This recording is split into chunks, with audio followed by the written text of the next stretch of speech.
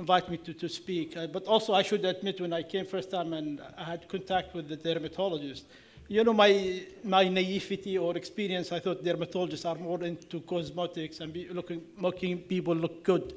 But actually, I changed my mind in the first meeting, and we actually looked. I said that they do really heavy stuff with dermato-oncology, and we published two papers in mycosis fungoides. It was led actually by Dr. Arti and her team, and we just helped because I really get excited. And since then, I had a lot of respect for dermatologists, not just cosmetics, a lot of work and dealing with patients. You are a great help, Dr. Salem, to our team. So one of the things when we started the bone marrow transplantation, you know, it is a very, very complex procedure, a lot of complication. One of them was actually GVHT, and we did every effort to, have a comprehensive care for those patients for many reasons. And at the time we said, okay, beside immunosuppression, we have to take care of those patients. And ECB was already we used actually initially in the CTC management, but also moved into transplant fast and quite in big centers in the Saudi Arabia and us. We actually do have ACB. And there is a reason we like ACB. One of it is the side effects is minimal, doesn't cause much immune suppression, and this is one of the reasons. And anybody who deals with a transplant patient knows how suppressed they are. And when you add extra treatment that has side effects, whether immune suppression or other type of, make you really wonder if you should be really thinking. Like we have Jakavi, we have the Protinib. They're effective. There are data to suggest that, but they have side effects. And one thing when we start using ACB, we found it works in some patients with chronic GVHD with little side effects. Patients don't like it because of the logistic, but we like it because it does not add much of immune suppression to. Since, I think ACB was used 36 years ago, and it's actually I believe by a dermatologist or dermato-oncologist, and he showed it works. The concept he designed wasn't what we have, but till date we know little about how ACB works. And in almost like a few years later, 5, 6 years later, it was FDA approved for it. And yet, the mechanism of it is unknown. And another issue, start people expanding the indication to solid organ transplant, GVHT, but without understanding how does it work. And now I think there is more a shift into understanding how ECB works, and what the mechanistic, biological factor involved ACB effectiveness, so you can have a more like intelligent approach to, instead of using different disease, like you use it based on how it works. Basically, there are two systems. One is open system, one is closed system. The open system for ACB is not FDA approved. And whenever you deal with an open system, because you have different devices to collect the blood and then another device to irradiate, another device to infuse, it's hard to, because the quality of caring of such devices is very, very hard. And whenever you have an open system, there is also the issue of contamination and issue of complications. So the only FDA approved is the one system, which called actually Theracus. And I think this was the initial concept was used in management of patients with ACB. Now, typically, we collect the cells, the mononuclear cells, and we add to it, through centrifugation, we add to it Uvidix, which is actually 8-methoxyserine, activate these cells and put them back to the patient. And basically what is induce apoptosis. Induce apoptosis, i.e. kill cells that are the cause of for intubation to CTC. It is the cause of these old complication or the disease. However, this may not be true for management of autoimmune disorders. This is much simpler graph. You add 8-methoxyserine and expose it to UVA radiation and put it back to the patient basically in two steps. When we take a patient to arrange for ACB, we centrifuge these cells and get the buffy coat, and then return the red cells and get the buffy coat, which is basically a plasma rich with white cells. With the buffy coat, you add the 8-methoxyserine and expose them to light. and you activate them into, unlike the other system, in BUVA, it's actually, you add these activator photosensitive and put patient to, and expose patient to UV light. So no, these, you activate them outside the patient and put them back, and it actually works. So the concept of ACB in CTCL is apoptosis. The concept of ACB in immune disorder like GVHD, it is immune modulation. It's the same equipment, it's the same procedure, but there's different mechanisms that they work with. So what is methoxysaline? It is a naturally occurring photoactive substance found in the seeds of Amimagus, and this is the plant you could see it. And it's actually belongs to a group of compounds known as suralines. And the chemical name of it's actually very complex, but if you could say it, is 9-methoxy-7-hydrofluoro benzopyrene, and that basically is the active substance. And it is typically referred to as 8-methoxysuralane. And when the photoactivation occurs, it is a chemical bound that become active when exposed to radiant energy like UV light. And the molecule will absorb energy or photon transfer, and from the light which initiate chemical reaction. So the photoactivated methoxysaline conjugate to form a covalent bond, either monofunctional or bifunctional, or the single DNA or a double DNA. In either case, they will form a photoadduct, which will prevent the cell from dividing. And that's what is what happens in T cells malignancy, for example. They are dividing cells uncontrollably. You wish to kill them. Interestingly, with this device, it's actually dose dependent. So the more you add of the UV light, the higher the killer. For example, in this animal studies, a cell line, melanoma cell line, and when they expose it, for example, if you see the first one is the control, and there is no cell death, but when you expose them to 1 joule of radiation, you see start to initiate cell death. As you go higher in the dose, you see much more killing of these melanoma cell lines. So it is a dose-dependent apoptotic mechanism. This is, for example, in more detail looking how the photoactivated methoxysuralane damage DNA and the cell membrane resulting in apoptosis. And that is where the mechanism of CTC, the efficacy of ACB in CTCL treated patients. And actually, in patients with GVHD, we rely more into autoimmune disorder and the dendritic cells to modify or control the immune reaction. So one is apoptosis, and this is the dependent effect on CTC, but immune modulation is more seen in patients treated with autoimmunity. The other thing is upgrade the T regulator cells. It's actually a very hot topic, especially when in malignant disorders or autoimmune disorders. These Tregs control or modulate the immune responses. And if you can control these, it will actually downgrade the immune responses, and you might have an effect.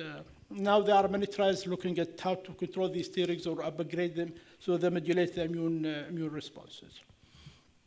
So actually, when they looked, and I found this is very, very interesting, when they looked at the cytokine composition in patients treated with ACB for CTCL versus GVHD, they are actually different. For example, in CTCL treated patient after the infusion, you see rise in TNF and IL-6, and that will normalize Th1, Th2 immune reactions, which means you have pro-inflammatory and anti-inflammatory. So you suppress the pro-inflammatory, you increase anti-inflammatory.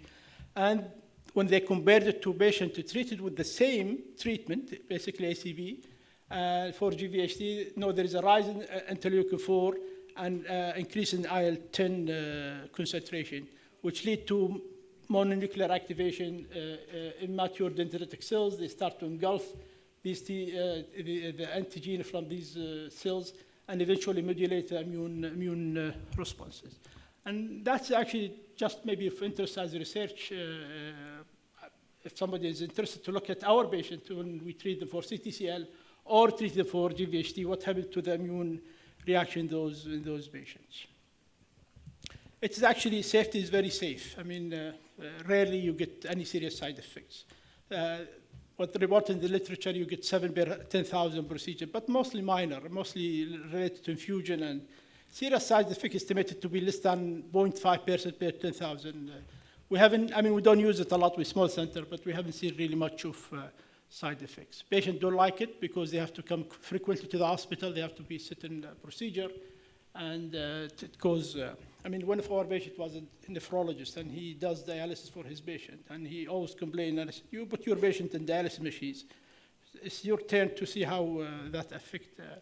But, you know, patients don't like it, and because it disrupts their daily activity. This is from, I think, a brochure from the company, and you could see not much of, unless the patient has allergy for a procedure, so it will be contraindicated. But, I mean, there are not much side effects, and when we do it for the patient, do consent them and explain to them the procedure, but it's mostly logistic IV. You have to insert vascular access and the issue with that. So what indications? I mean, since 1974, and the first study when they used it for Sézary syndrome, and it was, I think, maybe 15 or 20 cases, and it did show some effectivity, and that was the initial concept. And then people start to use it as a palliative treatment for CTCL with BUVA in 1979. In 82, there was more data to suggest that because people start using more and more. And eventually, in 1988, was approved by FDA as a treatment of choice for patients with CTCL. Indication, well, CTCL is one of them, and it can be a horrible disease. There are no cure for it, but if you could alleviate the symptoms of the patient, you could treat them with a treatment that does not really cause a lot of side effects, but because already they are suffering a lot. GVHD is another indication which is quite important.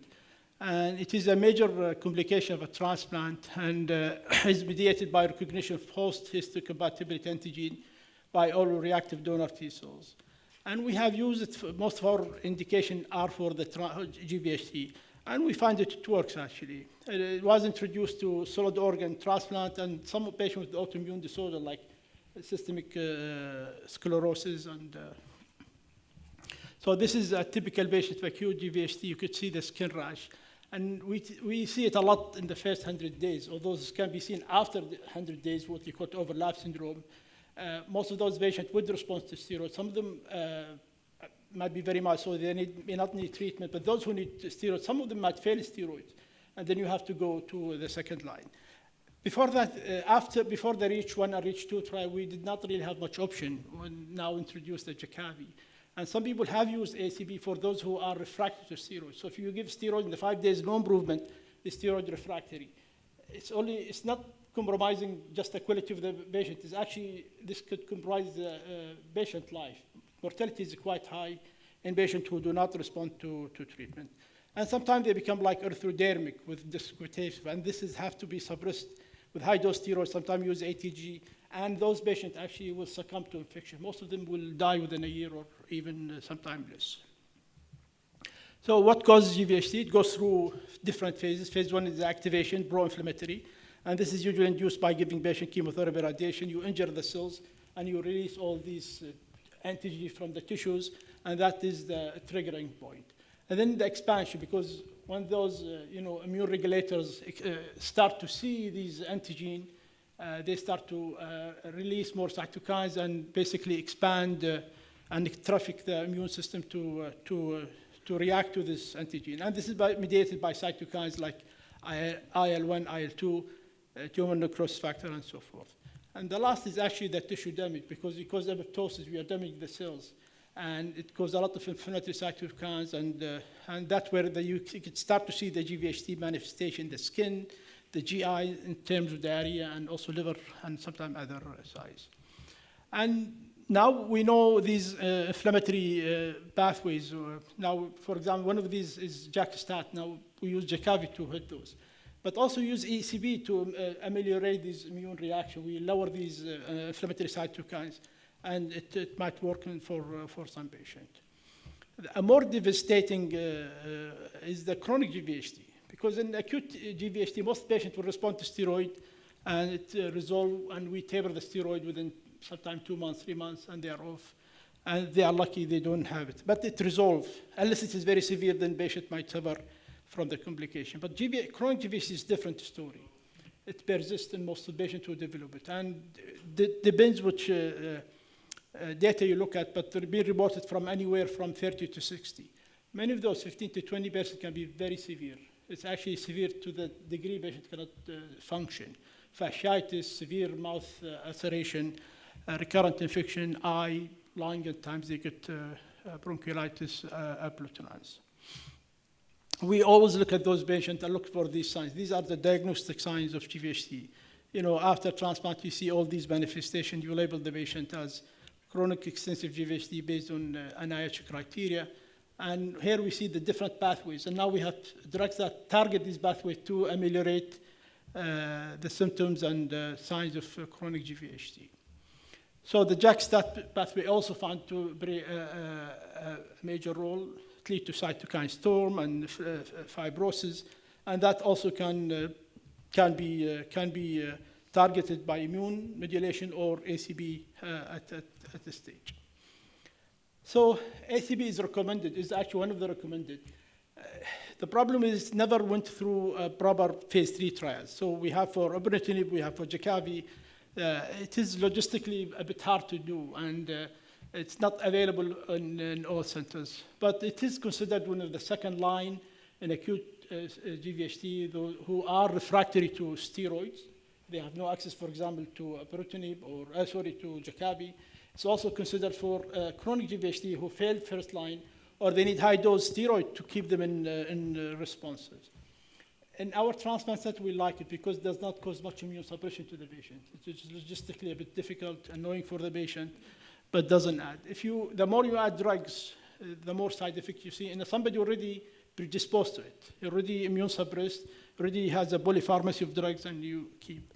But sometimes it's easier to. So what we do, those who have transplant, they go into acute GVHD, chronic GVHD, we give them steroid, 1 to 2 milligram per kilogram. We taper it slowly. If we find it hard, or they are intolerant to steroid, or they're refractory, they still need at least 0.5 milligram per kilogram steroid to keep them in remission or a good response. These are steroid refractory. So we go and give them a second line. In our hospital, we had a bit more experience with ACB, but now we use also Jakavi in those patients. Solid organ actually was started, and first time was in 1992 for cardiac transplant. And I think the patient who had a heart biopsy, and they found the sign of rejection, and they put him in ACB without further, and seems to the rejection reversed in it. And something I kept thinking about those patients. I have a patient with lymphoma. She had the kidney transplant almost 5 years ago, and she developed lymphoma, for which I actually treated her. And part of the treatment, we lower the immune suppression post. She had Myfortic and steroids. So I stopped, in consultation with the nephrologist, we stopped the Myfortic because this is one way to approach lymphoma post-transplantation. Unfortunately, she lost the graft. And then now she's a candidate for, and something if you could use continuum immune suppression, but without affecting the patient quality, like instead, for example, stopping the steroid or stopping the Myfortic, you can put them in ACB. And that's shown in patients with lung transplant. It works. Especially, it worked for our patient who develop bronchiolitis obliterans after transplantation. This something could be utilized. So in lung heart transplant is actually one of the consideration, and also some patient with systemic sclerosis. Actually, I will not talk a lot about CTCL because somebody will just talk after me, but there are data from 87, and in a few years there's publication, and you could see some other small studies and bigger studies, and I'm sure the next speaker will talk in detail. There are actually summary guidelines, prospective, and has their own limitation. But it is a consideration for patients with CTCL. So, I mean, I looked at at least the last 2 years, we did about 8 cases, most of them acute leukemia post-transplantation. We did 2 CTCL cases, one of them actually Dr. Rasha presented, and I mean, he had a partial response, and we were able to, I mean, our protocol is to try to be more intensive, like 2 sessions a week, and then we space them out as they improve. And we still have a couple of patients are taking, one of our longest patients from 2018, actually, when I saw her, I really, I mean, she had contraction, ulcer, she cannot walk in a wheelchair. Now at least she can move.